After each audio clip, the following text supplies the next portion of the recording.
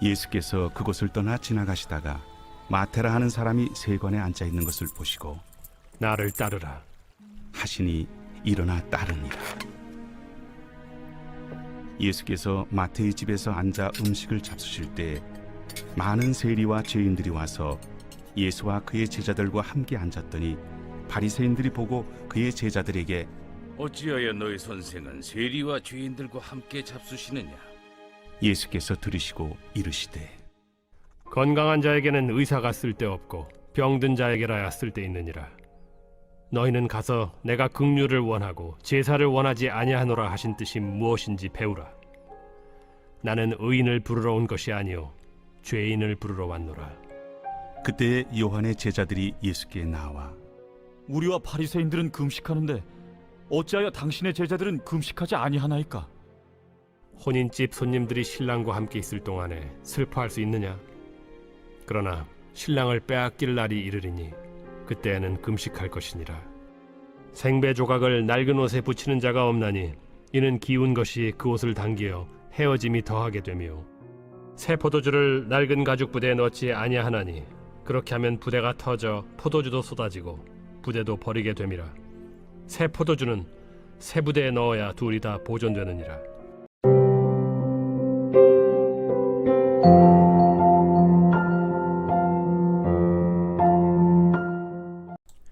여러분 반갑습니다. 오늘도 큐티로 여는 기막힌 하루입니다. 본 말씀 마태복음 9장 9절부터 17절의 말씀입니다.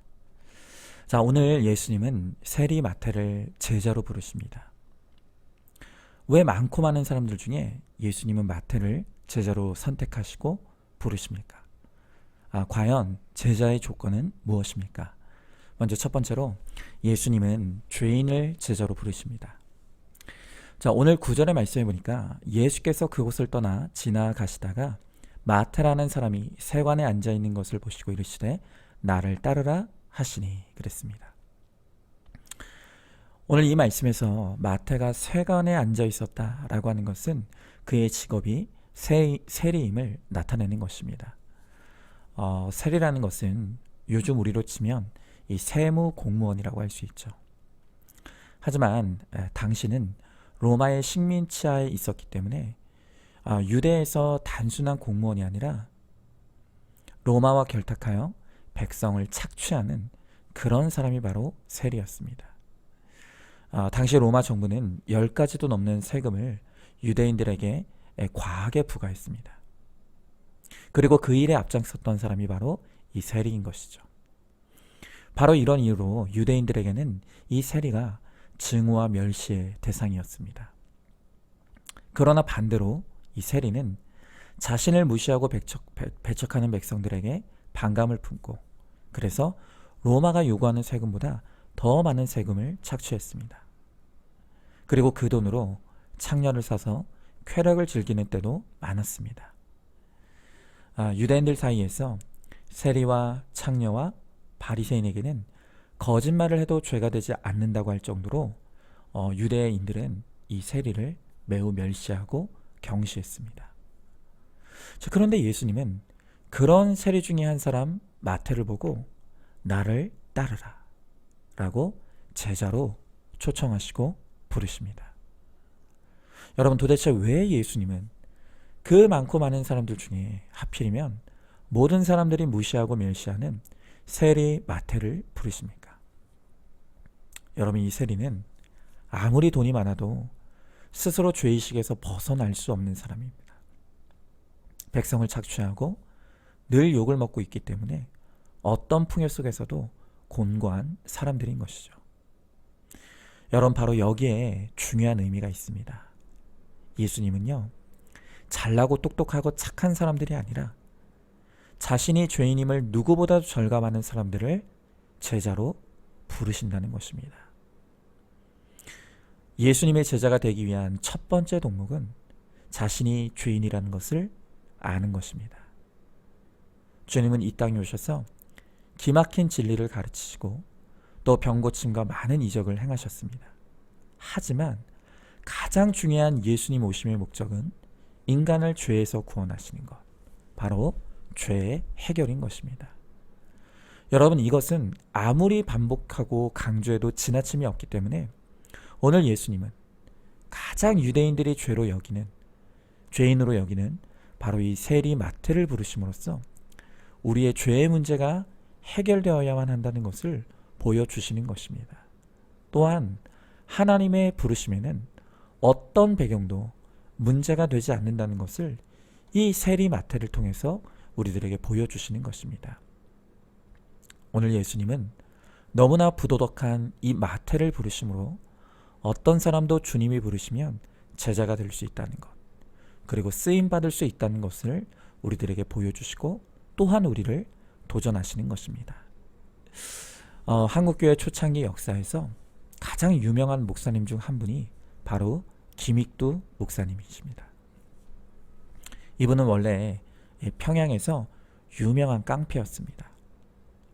성격이 괴팍하여서 아무도 그를 이기지 못했습니다. 그래서 당시에 이 김익두의 별명은 안악골의 호랑이였습니다.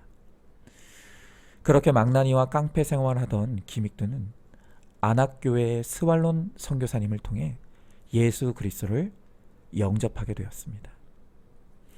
예수님을 영접한 김익두는 마치 정신병자 같았다고 합니다. 매일 소리내어 울기도 하고 성경을 읽는다고 며칠 동안 밥도 먹지 않고 잠도 자지 않았습니다. 그러는 동안 깡패의 모습은 온데간데 없어지고 이제 그리스도인으로 점점 변화되고 있었던 것입니다. 그러다가 1901년 김익두는 이 재령읍 교회 전도사로 하나님의 일을 시작했고 평양신학교를 졸업한 후에 목사 안수를 받게 되었습니다. 당시 이 김익두 목사님은 전국의 교회를 돌아다니면서 부흥 집회를 인도했는데요. 그 집회의 현장에는 안진뱅이, 소아마비, 귀신 들린 사람, 또 불치병 환자 같은 수많은 사람들이 치유되는 기적이 일어났습니다.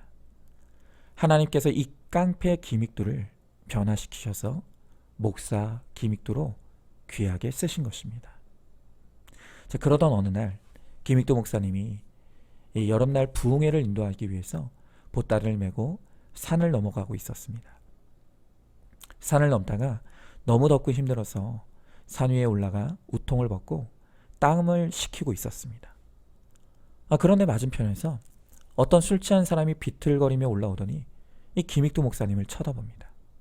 그러면서 시비를 겁니다. 야 임마, 너 왜 나보다 먼저 올라왔어? 아니 그러고는 다짜고짜 주먹질을 하기 시작했습니다. 그런데 이 김익두 목사님은 술 취한 사람이 때리는 주먹을 그냥 다 맞았습니다. 아마 예전에 깡패 김익두 같았으면 한 주먹으로 날려버렸을 텐데 꾹 참고 때리는 대로 다 맞았습니다. 그렇게 한참 때리다가 지친 이 사람에게 김익두 목사님이 이렇게 말했습니다. 형님, 다 때렸어? 그러면서 손을 내밀어 악수를 하면서 술에 취한 이 사람의 손을 꽉 잡았습니다. 여러분, 그래도 한때 평양의 최고의 깡패였기 때문에 이분의 손이 무지막지했습니다. 술에 취한 사람은 손이 아파서 정신이 벌떡 들었습니다. 그리고 겁이 났습니다. 그때 김익두 목사님이 술 취한 사람의 손을 꽉 붙잡고 그에게 이렇게 말했습니다. 예수는 내가 믿고 복은 자네가 받았네. 이 술 취한 사람이 무슨 말인지를 알아듣지 못하니까 김익두 목사님이 말하기를 내가 바로 안악골의 호랑이 김익두네 라고 말했습니다. 그제서야 술 취한 사람은 아이고 죽었구나 라고 생각을 하고 벌벌 떨기 시작했습니다. 그리고는 싹싹 빌면서 형님, 그러면 저는 어떻게 하면 좋겠습니까? 그러자 목사님은 뭘 어떻게? 당장 나를 따라오시오. 그리고는 그 사람을 데리고 가서 자신이 인도하는 부흥회에 참석하게 했습니다. 술에 취했던 그 사람은 그날 성령을 받고 예수를 믿게 되었습니다. 그리고 나중에 이 김익두 목사님이 섬기는 교회의 장로가 되었다는 한국교회의 기록이 있습니다. 이처럼 죄인이 회심하니 또 다른 죄인을 예수님께로 인도하는 하나님 나라의 제자가 되는 것입니다. 오늘 13절에서 예수님이 말씀하십니다. 나는 의인을 부르러 온 것이 아니요 죄인을 부르러 왔노라. 그렇습니다.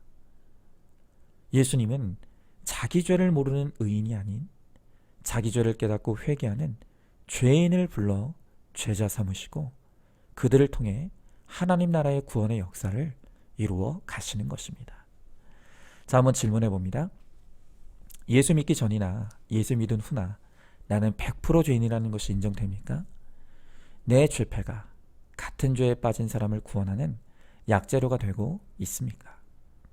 자, 두 번째로 예수님은 앉은 자리에서 일어나는 자를 제자로 부르십니다. 자, 오늘 9절 하반절 또 10절에 보니까 이르시되 나를 따르라 하시니 일어나 따르니라. 예수께서 마태의 집에서 앉아 음식을 잡수실 때 많은 세리와 죄인들이 와서 예수와 그의 제자들과 함께 앉았더니 그랬습니다.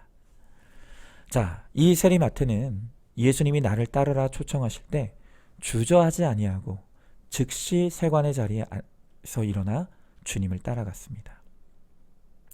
여러분, 그가 앉아 있었던 이 세관의 자리는 주님을 쫓기 위해서는 반드시 일어나고 떠나야 할 죄의 자리였습니다.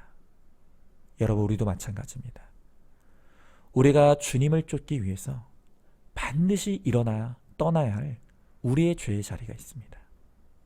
욕심의 자리, 쾌락과 음란의 자리, 또 중독의 자리, 우상숭배의 자리에서 일어나야 합니다.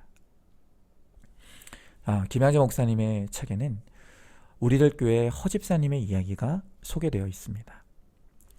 허집사님은 장사를 하고 계셨는데요. 어느 날 그 장사를 접게 되었습니다. 그런데 장사를 접으면서 폐업 예배를 드리고 떡을 돌렸습니다. 왜냐하면 이 장사 때문에 예배에 빠진 일이 많았는데 이제 폐업을 통해서 본격적으로 주님을 쫓게 됐다고 감사의 떡을 돌린 것입니다. 여러분, 우리가 보통 개업 예배는 열심히 드리지만 폐업 예배를 드리는 경우는 거의 보지 못했죠. 개업할 때는 어떻게든 이것이 잘 되길 바라기 때문에 평소 교회에 안 나오던 사람도 목사님을 불러놓고 예배를 드립니다. 그렇게 해서 돈도 잘 벌고 또 주님도 쫓을 수 있다면 참 좋겠죠. 하지만 그것은 거의 불가능한 일입니다. 오늘 이 마태도 주님을 쫓기 위해 세리라는 직업을 내려놓았습니다. 그러면서 예수님을 집으로 모셔놓고 음식을 차리고 친구를 불렀으니 이 마태도 일종의 폐업 감사 예배를 드린 셈이죠. 여러분, 우리가 세상에서 잘 되고 또 잘 나갈 때는 일어나 쫓으니라가 도무지 되질 않습니다. 바쁘면 바빠서 주님을 쫓을 수가 없고 안 되면 안 되니 주님을 쫓을 수가 없습니다.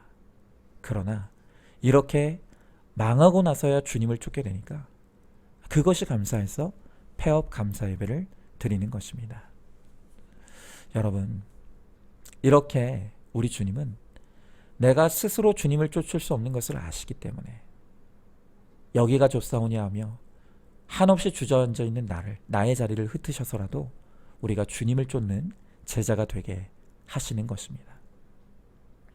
우리가 이것을 믿음으로 해석하고 감사할 때 우리도 폐업 감사 예배를 드릴 수 있게 되는 것입니다.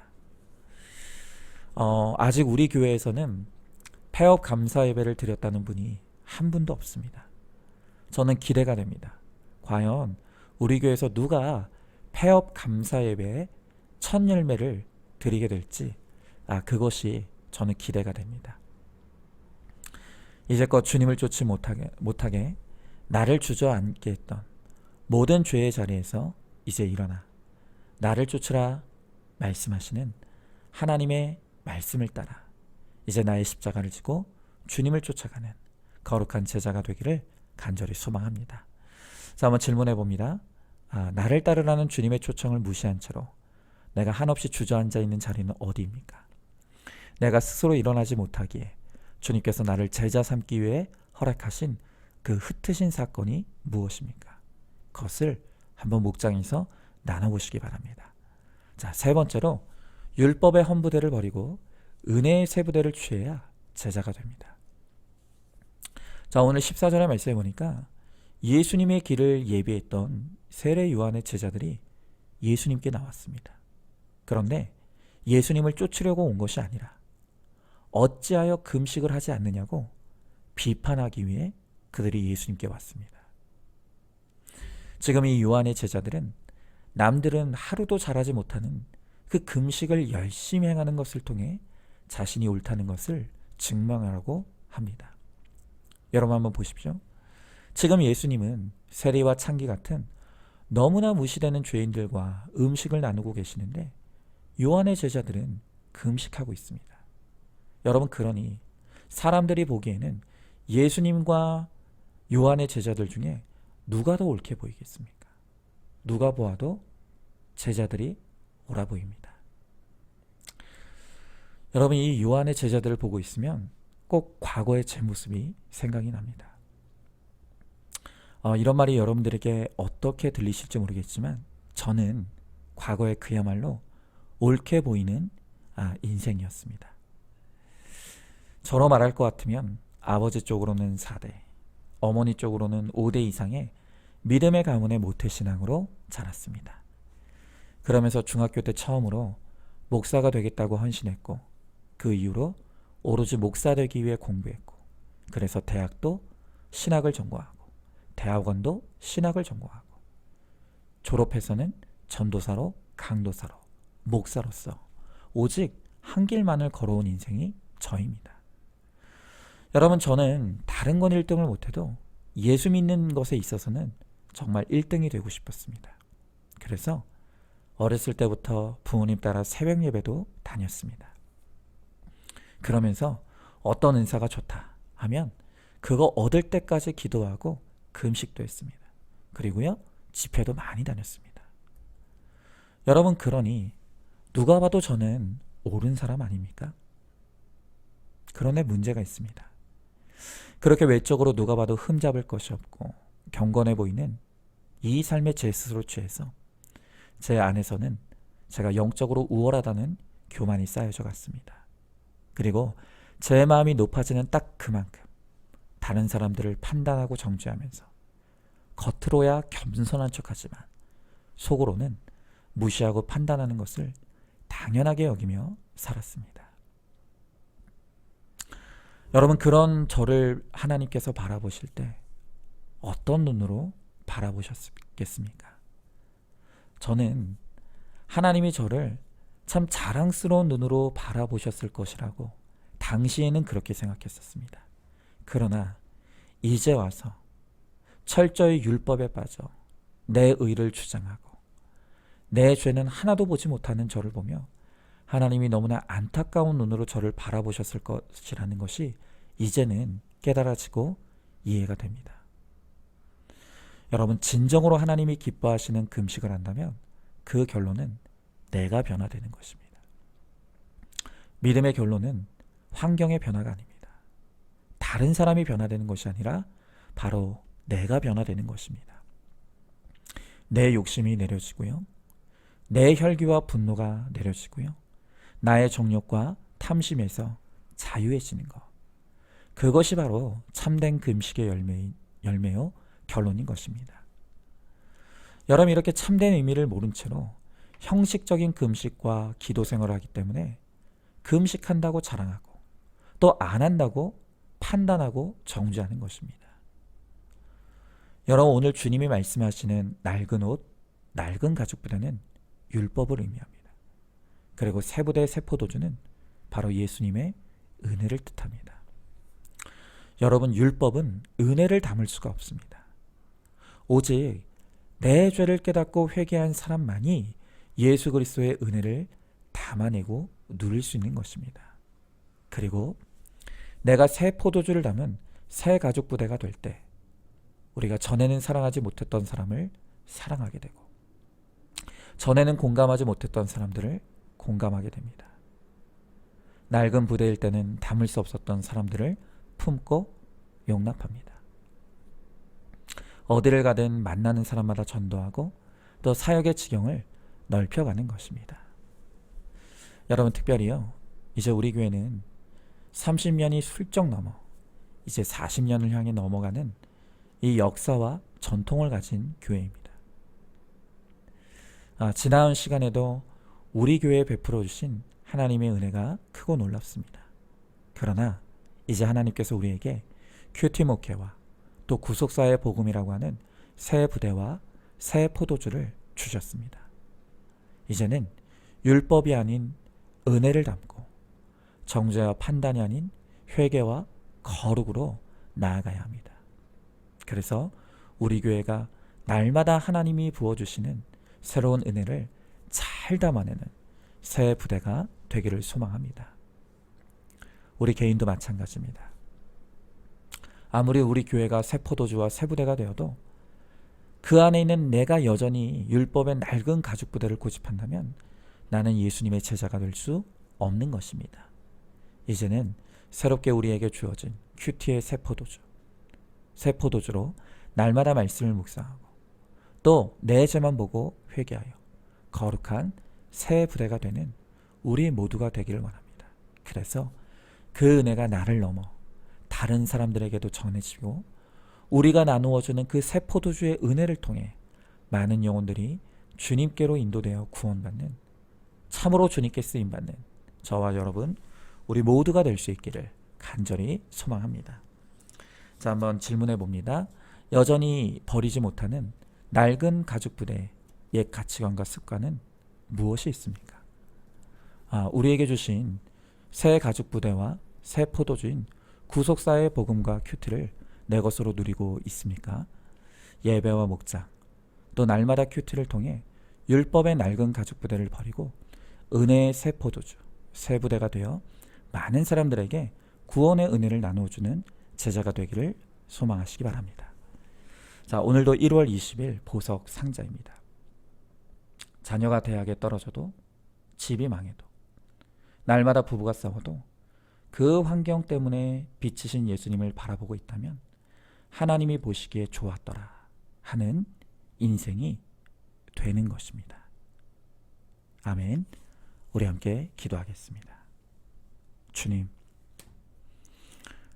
오늘 주님은 세리마태를 향하여 나를 따르라 말씀하시며 그를 제자로 초청하십니다.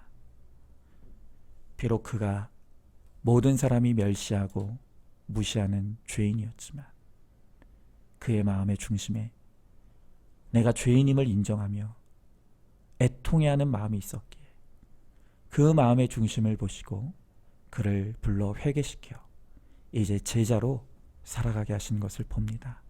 주님, 과거에 저는 저의 알량한 행위의 의를 자랑하면서 제가 의인이라 착각하며 죄인들을 무시하고 정죄하며 정작 저의 죄는 하나도 깨달지 못하는 너무나 악한 죄인이었습니다. 주님, 이런 저를 다시 회개의 자리로 불러주시고 이제는 할 말이 없는 죄인임을 깨닫게 하셔서 이제는 율법의 사람이 아닌 은혜의 사람이 되며 그 은혜를 나누어주는 제자로 삼아주심을 감사드립니다. 이제는 다시는 옛 헌부대의 자리로 들어가지 않게 하시고 새 가죽부대에 담아주신 새 포도주 구속사의 복음과 또 큐티를 날마다 나누고 누림으로 저를 통해 많은 영혼들이 구원받는 일에 쓰임받는 제자의 삶이 되게 하여 주시옵소서.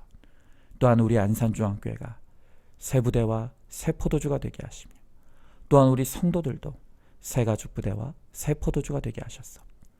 우리가 은혜를 누리고 또한 그 은혜를 세상에 흘려보내어 많은 영혼들을 이 새 가죽 부대에 담는 구원의 사명을 감당하는 제자교회 또 제자 성도들 되게 하여 주시옵소서. 믿사오며 사랑이 많으신 우리 예수님 이름 받들어 기도드리옵나이다. 아멘. 오늘도 큐티로 기막힌 하루를 살아내는 하늘가족 공동체 우리 모든 성도님 되시기를 주님의 이름으로 축복합니다.